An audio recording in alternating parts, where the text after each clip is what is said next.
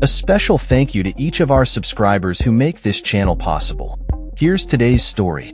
In a landmark ruling that has sent shockwaves through Gabon and beyond, a court in Libreville sentenced former First Lady Sylvia Bongo and her son, Noureddin Bongo Valentin, to 20 years in prison after a rapid two-day trial. The trial, which concluded on Wednesday, found both defendants guilty of serious charges including embezzlement, money laundering, and criminal association. This case marks a significant moment in Gabon's political landscape, following the recent ousting of former President Ali Bongo in a coup. Sylvia Bongo, aged 62, and her 33-year-old son were tried in absentia, as they currently reside outside the country after being released from detention earlier this year. The court's decision came after prosecutors presented compelling evidence that the Bongo family exploited Ali Bongo's deteriorating health to siphon off state funds during his 14-year presidency. Ali Bongo, who suffered a stroke in 2018, was unable to effectively govern, leaving the door open for his family to manipulate the political and financial landscape of Gabon for their own gain. During the trial, prosecutor Eddie Minong articulated a narrative of corruption that painted a vivid picture of a regime that prioritized personal enrichment over public welfare.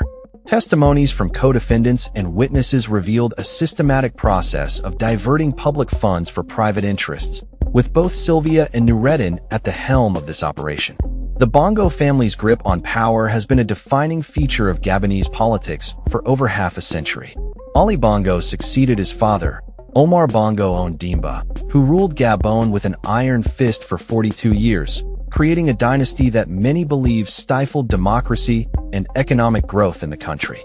The recent coup, which occurred on August 30th, 2023, was a dramatic turning point, leading to the rise of General Brice Oligui Nguema, who took control after a disputed election that was widely criticized as fraudulent. Following their arrest after the coup, Sylvia and Noureddin Bongo were detained for 20 months before being released in May. The pair have repeatedly denied the charges against them, with Noureddin labeling the trial a legal farce and claiming that the outcome was predetermined under the new regime.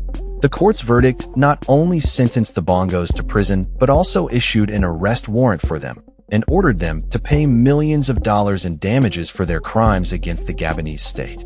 The trial has also implicated 10 former allies of the Bongos, who are accused of complicity in the embezzlement scheme, with proceedings expected to continue until Friday.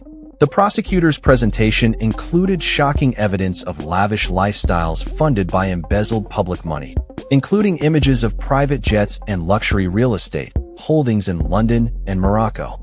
Eddie Minong stated, "They reigned unchallenged and tried to pass themselves off as victims of the system they shaped."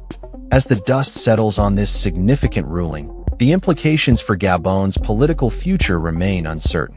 The Bongo dynasty's fall from grace has opened the door for potential political reforms, but whether these changes will lead to a more democratic and transparent governance remains to be seen. The international community is closely watching the developments in Gabon, as the nation grapples with the legacy of decades of corruption and authoritarian rule.